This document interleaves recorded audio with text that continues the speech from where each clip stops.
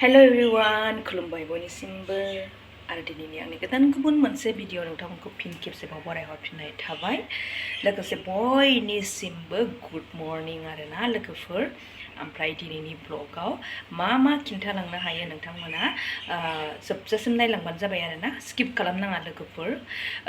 skip खालामोब्ला हयथ' नोंथांमोना बे ब्लगनि गेजेरजों मा दिन्थिदों मा मिथिनो मोनगोन बेखौ मिथिनो मोननाय नङा लोगोफोर बेखायनो जोबजासिम नायलां ओमफ्राय मोनसे खोथा लोगोफोर सोरबाफोर चेनेलाव गोदानै नायदोंब्ला अन्नानै साबस्क्राइब खालामनानै गालां आरोना लोगोसे लाइक कमेन्ट शेयारबो खालाम आरो लोगोफोर दा आंनि मर्निं खामानि स्टार्ट खालामनो नागिरनाया जाहैबाय नुदोंना बै हेंगिं फुलानो आरोना बेयाव आङो दै लुस्रांनो नागिरदों दा एकदम फुं रावबो सिखारथ'वाखै लोगोफोर ओमफ्राय आं बेखौ मावग्रोनानै लाग्रोनोसै आरोना दै लुना लाग्रोनोसै आरोना लोगोफोर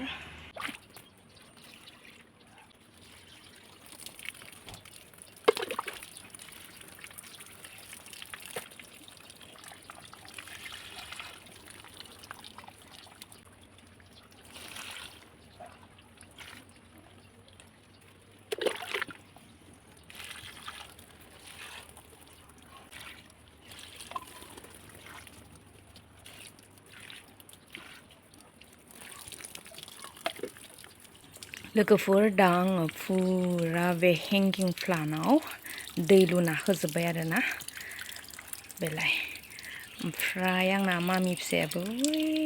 नै ब्रास खालामखांबाय आरोना मामि फिसाया ओमफ्राय नै आङो दा एकदम थान्दा दै लुना होस्रांजोब्बाय आरो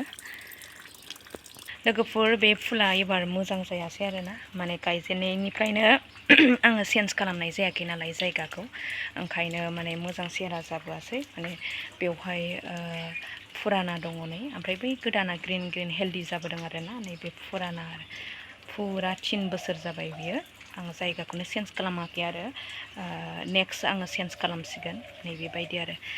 गोदान समावथ' बहुद हेल्दि ग्रिन बिराद मोजां जादोंमोन लोगोफोर ओमफ्राय दा मिक्स जाबाय नैबे गोदान जाहैबाय नैबे गोदान ओमफ्राय नैबे फुराना आरोना लासैनो साबखांगोन बायदि मोनदों आङो ओमफ्राय दिनै आङो दै लुस्रांबाय आरोना मर्निं बेखौनो आङो साफा खालामग्रोबाय लोगोफोर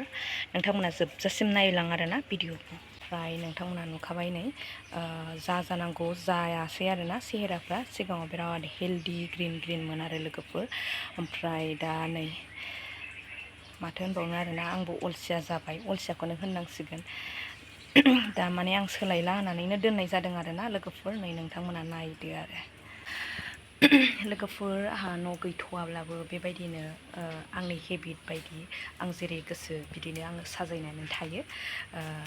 नोंथांमोना साननो हागौ दासिमबो माथो न'आनो गैया बा न'आनो गैया दाबो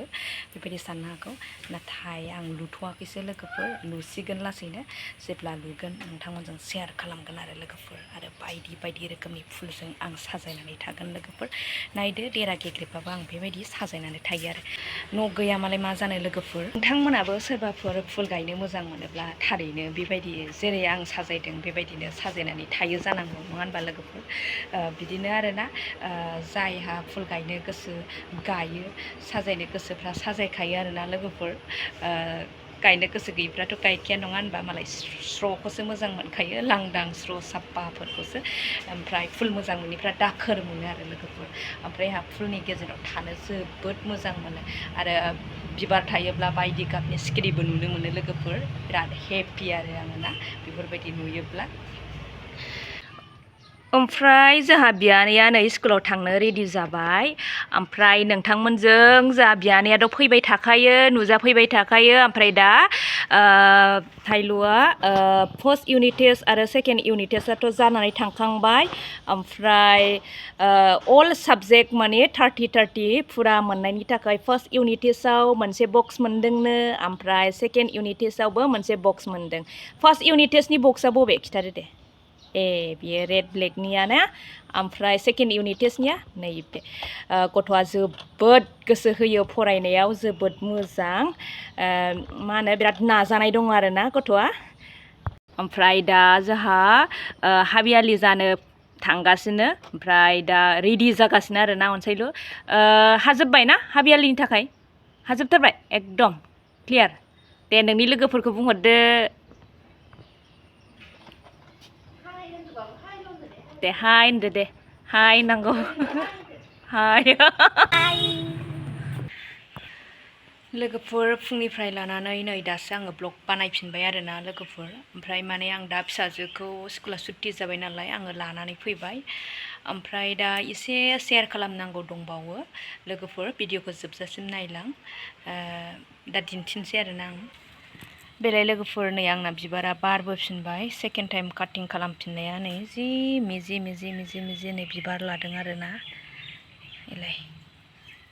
बिराद मिजि मिजि बिबार लादों लोगोफोर नै बेलाय बहुद बिबार लादों दाउस्रि आथिं ओमफ्राय नै बेयो हारसिं सोमजिदों आरोना गुफुरा अन्थाव बाथाव नै बारनै बारजेनबाय आरोना बियो गुफुरा नै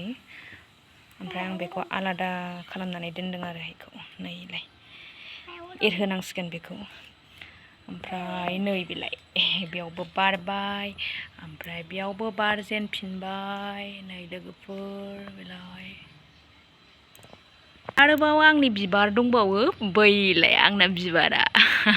अन्थाव बाथाव फिसाजो आरोना आंनि बिबारनिफ्राय साबसिन बिबारसो आंनि मामिया ना दा जोंहा स्कुलनिफ्राय फैबाय थुदो सान्दुं गोसाथारलै बिरादनो दिनैनि बेखिनि ब्लगखौ नोंथांमोना नायनानै माबायदि मोनखो कमेन्टआव खिन्थाहरनो दाबाव लोगोफोर दिनैनि ब्लगखौ आङो बेयावनो फोजोबनाय जाबाय आरो सोरबाफोर गोदानबा चेनेलाव अननानै साबस्क्राइब खालामनानै ला आरो अननानै लाइक शेयार कमेन्टबो खालाम आरोना लोगोफोर अब्ला दिनैनि भिडिअखौ बेयावनो दोनथ'नाय जासिगोन नेक्स्ट भिडिअ नेनानै थादोलाय बाय बाय